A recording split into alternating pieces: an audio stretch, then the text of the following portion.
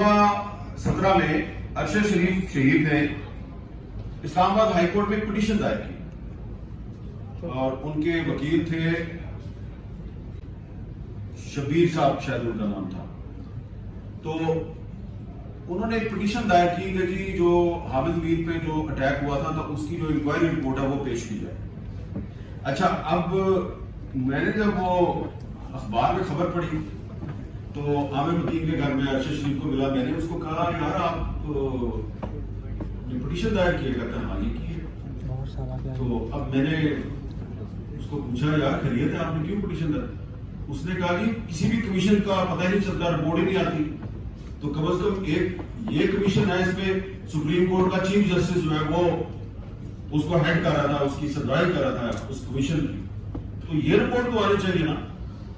میں نے کہا چلو ٹھیک ہے. اب میں نے اس کو سوچا، معذرت سے یہاں پہ ہمارے پی ایف یو جی کی لیڈرشپ بھی موجود ہے، میں نے سوچا یار یہ کام تو پی ایف یو جی کو کرنا چاہیے تھا، یہ ارشد شریف کر رہے ہیں. لیکن شکر ہے کہ آج ارشد شریف کے معاملے میں پی ایف یو جی خاموش نہیں ہے. اور ایک بات میں آپ کو میں اس میں بہت کلیئر ہوں، بڑی میں کلیئرٹی کے ساتھ آپ کو بتا رہا ہوں. آپ جتنی مرضی یونٹی کا مظاہرہ کر لیں، آپ یو این کو خط لکھ دیں، آپ جا کے حکومت وقت کے ساتھ سارے اکٹھے ہو کے چلے جائیں، جتنا مرضی پریشر ڈال لیں، بات وہی ہے. 100 باتوں کی ایک ہی بات ہے بھائی، ابھی تک ایف آئی آر درج نہیں ہوئی تو بات آگے کیسے بڑھے گی؟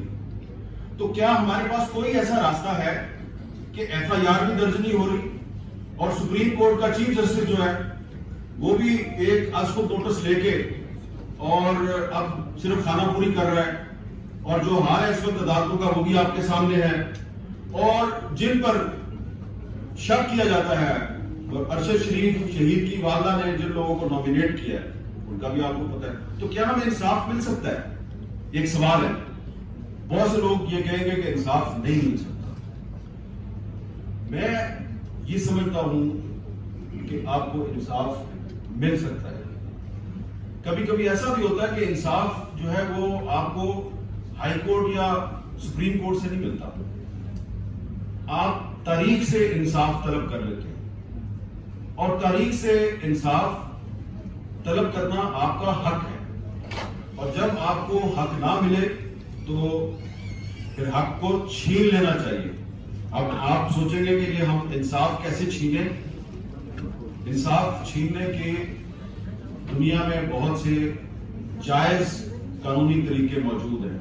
میں آپ کو ایک ایسی تجویز دینے لگا ہوں کہ اس تجویز پہ عمل کرتے ہوئے دنیا میں پچھلے 3-4 سال کے دوران بہت سے صحافی جن کو مختلف ممالک میں ان دی لائن آف ڈیوٹی ان کو قتل کر دیا گیا، تو ان کے اہل خانہ نے، ان کے ساتھیوں نے جدوجہد کی، ان کے ملک کی عدالتوں نے ان کو انصاف نہیں دیا، لیکن انہوں نے ایک ایسا راستہ اختیار کیا کہ قاتل نہ صرف بے نقاب ہوئے بلکہ ایک ساتھی نے لفظ استعمال کیا بلکہ ان کی نیمنگ بھی ہوئی اور ان کی شیمنگ بھی ہوئی.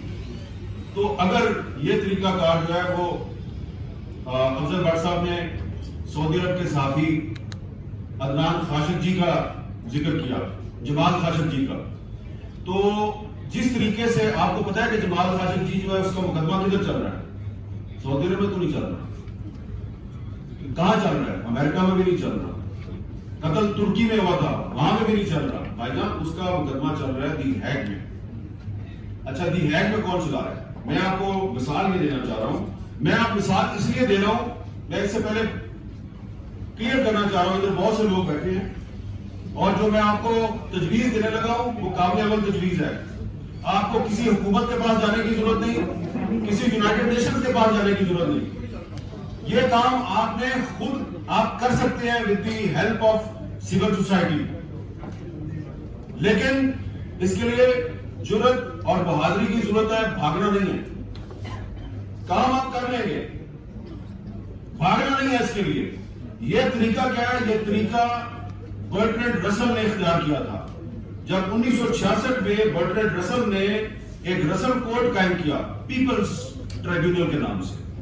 वियतनाम में जो अमेरिका ने वॉर क्राइम्स किए, तो बर्ट्रैंड रसल ने उन वॉर क्राइम्स के खिलाफ एक प्राइवेट कोर्ट बनाई पीपल्स कोर्ट के नाम से।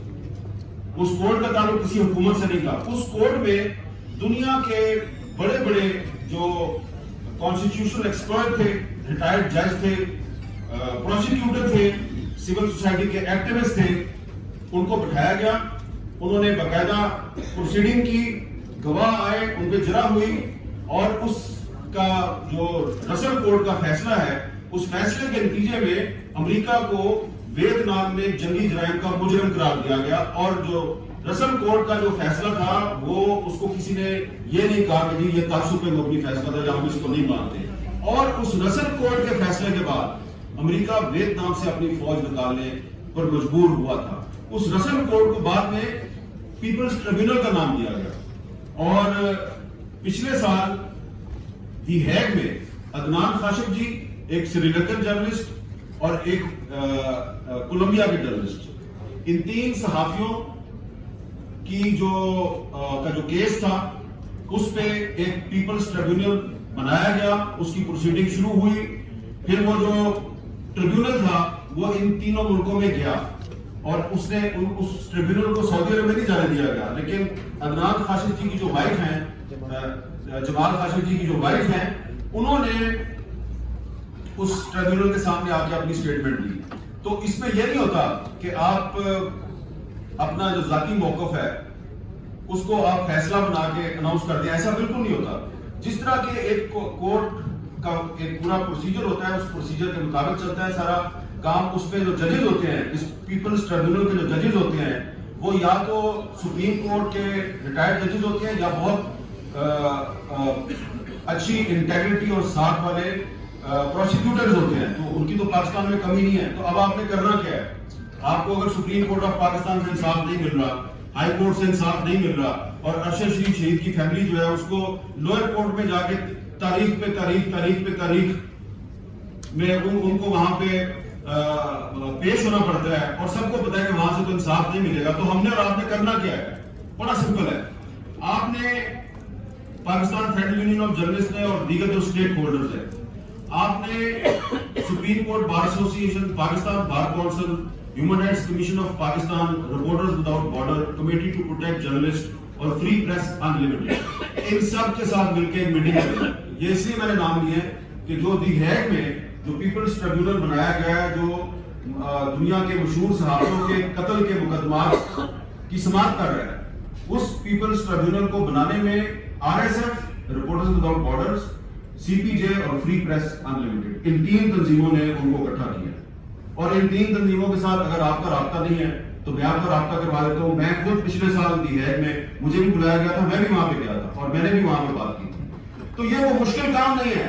आपने पीपल्स ट्रिब्यूनल बनाना है, आपके पास बहुत बड़े बड़े लॉयर्स हैं, आपके पास बहुत बड़े बड़े जजेस हैं, लेकिन उसमें होगा क्या कि उसको बिल्कुल उसी तरीके से चलाना है जैसे कि एक प्रॉपर कोर्ट चलती है। और उसमें आप अपना जो प्राइम सस्पेक्ट है, मुलजिम, जिसका आप सबको पता है मुलजिम कौन है, वो मालिक साहब ने मुलजिम का नाम लिया, ठीक है, वो भी होगा, उसका नाम एफ से शुरू होता है। मेरा ख्याल है मुलजिम का नाम तो बी से शुरू होता है। तो ठीक है, दोनों को हम मुलजिम समझ लेते हैं। तो जितने भी मुलजमान हैं, उन मुलजमान को बाकायदा हम समझ लेंगे। पीपल्स ट्रिब्यूनल की तरफ से उनको खत लिखा जाएगा कि इतने फलां दिन इतने बजे फलां जगह पे हमारी समाअत होगी, हमारी प्रोसीडिंग होगी, आप आए और अपना मौका दें। अगर वो नहीं आते तो अपना वकील भेज दें, अगर वकील नहीं आता इसका मतलब है गिल्टी। तो जिस तरह जो रसल कोर्ट का फैसला था, जो पीपल्स ट्रिब्यूनल था, उसके फैसले की बुनियाद पे अमेरिका जैसी एक सुपर पावर वियतनाम से अपनी फौज निकालने पे मजबूर हुई थी।